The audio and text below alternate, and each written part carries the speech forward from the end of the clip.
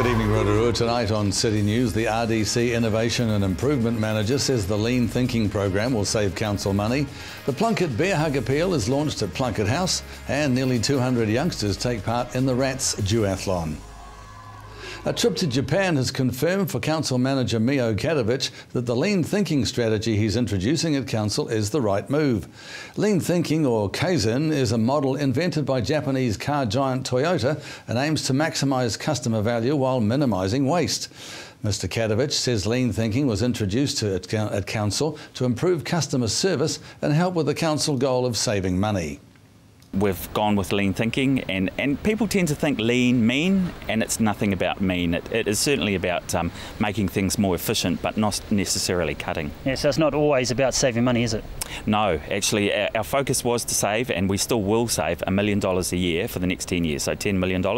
And I think that's very conservative. We'll save a lot more than that, but that's not our focus. Our focus is on continuous improvement and increasing value to customers.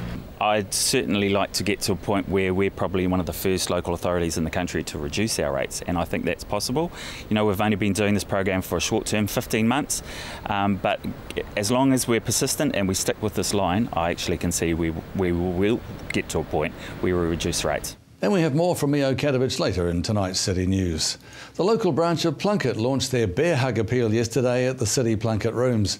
Mayor Kevin Winters, a Plunket baby himself, oversaw the official side of the launch with his mate Blue Bear. Certainly a pleasure to be here today and to launch the Plunket Appeal Week for next week, and delighted that I can take part as a protege of Plunket.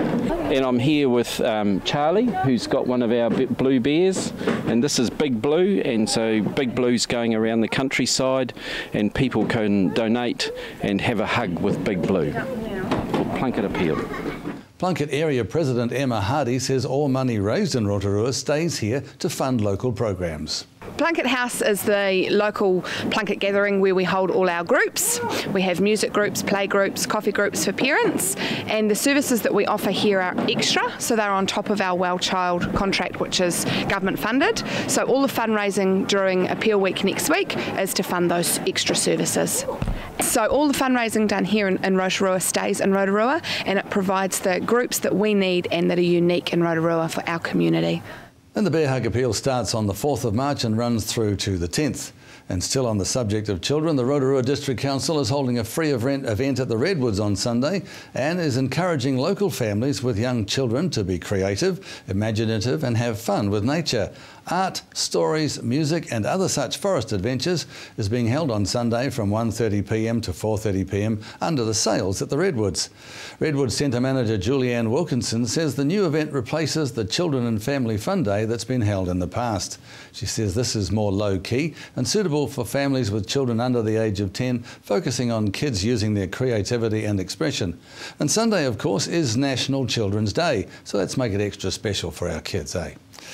And in sport tonight, nearly 200 local school children took part in the annual 2013 Rats Duathlon yesterday.